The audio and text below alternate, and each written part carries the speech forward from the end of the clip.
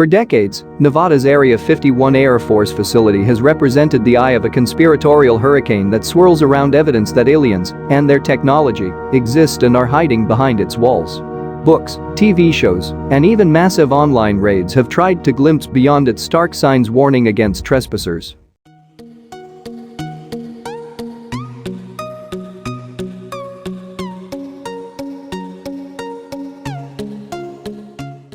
While aliens aren't taking up residence in the compound, what is going on there is just as interesting.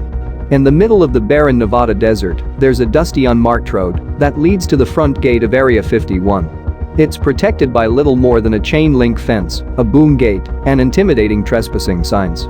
One would think that America's much mythicized top-secret military base would be under closer guard, but make no mistake. They are watching. Beyond the gate, cameras see every angle. On the distant hilltop, there's a white pickup truck with a tinted windshield peering down on everything below.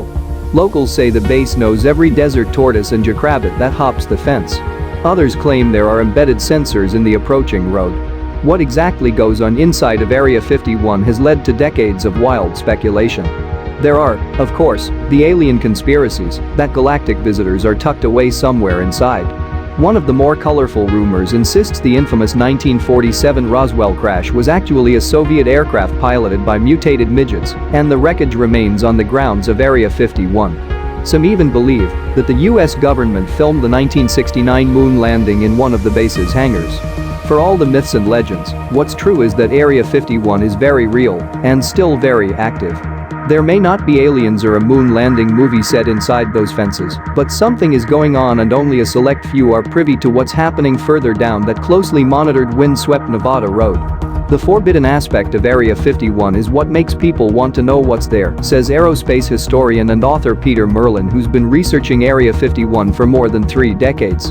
And there sure is still a lot going on there. The beginning of Area 51 is directly related to the development of the U-2 reconnaissance aircraft.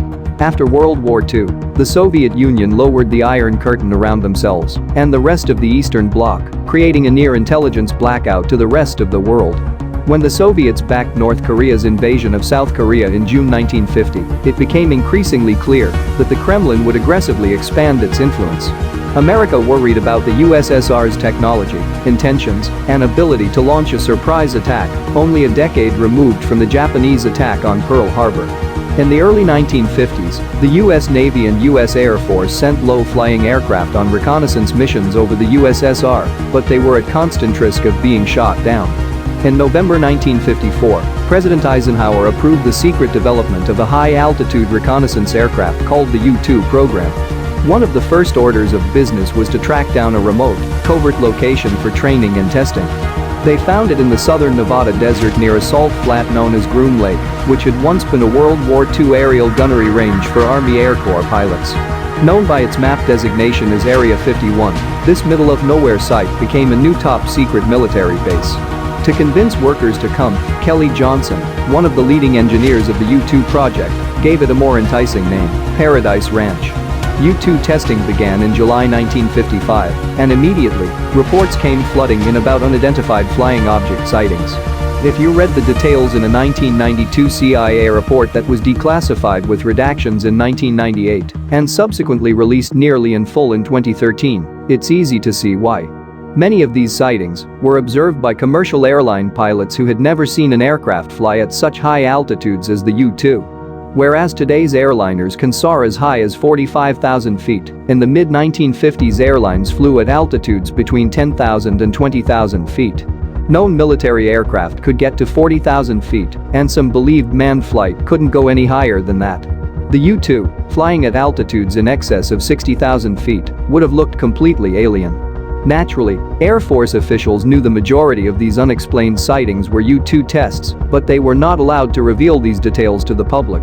So, natural phenomena or high-altitude weather research became go-to explanations for UFO sightings, including in 1960, when Gary Powers' U-2 was shot down over Russia. What's also interesting about the most recent 2013 report is that it confirms Area 51's existence. While the 1998 version those have significant redactions when referencing the name and location of the U-2 test site, the nearly unredacted version from 2013 reveals much more, including multiple references to Area 51, Groom Lake, and even a map of the area. U-2 operations halted in the late 1950s, but other top-secret military aircrafts continued tests at Area 51.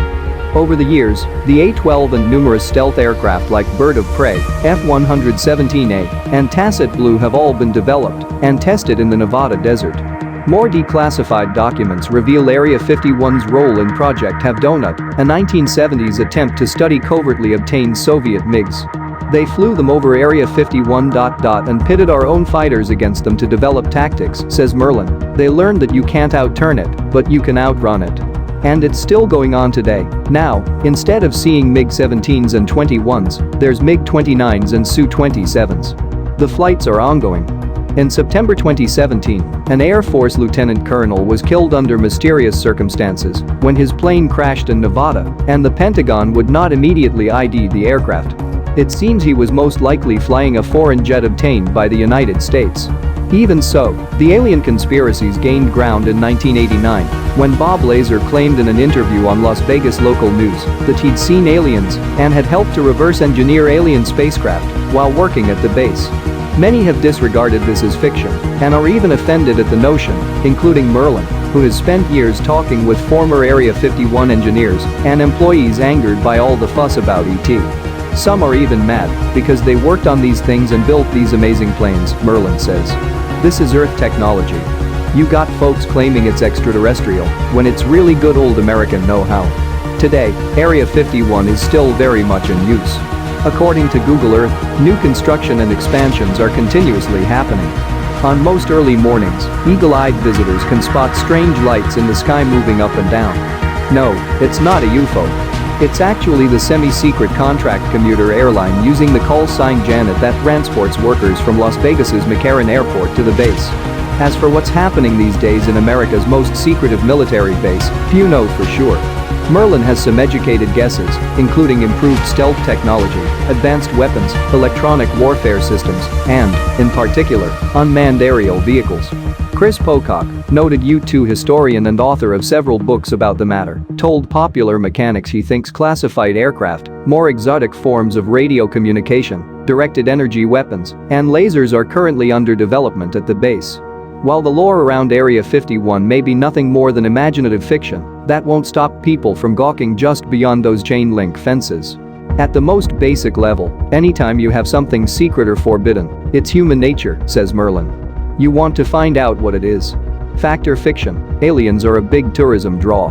In 1996, the state of Nevada renamed Route 375 as the Extraterrestrial Highway, and destinations such as the Alien Research Center and the Little Alien in the town of Rachel with a population of around 54. The road to Area 51's west, there's the Alien Cat House, which is advertised as the only alien-themed brothel in the world. Geocaching also attracts visitors here since the highway is considered a mega trial with over 2,000 geocaches hidden in the area. Then there's the actual base. While getting inside is not in the cards for most, curious civilians can actually drive up to front and back gates. Locals will direct you, and the website Dreamland Resort is a great resource full of maps, driving directions, and first-hand accounts. However, one should be careful when planning a trek to Area 51. It's the desert, after all, so bring plenty of water, snacks, and have proper weather gear for the hot days and the cold nights. Phone service and GPS probably won't work, so have printouts and actual maps. Gas stations are few and far in between, so carry spare fuel and tires. Also, remember the government doesn't really want you peering into Area 51. Both Merlin and Pocock confirmed that they have been closely observed or even intimidated by guards and security, including an F-16 flyby. Do not trespass under any circumstances, or arrests and heavy fines await you.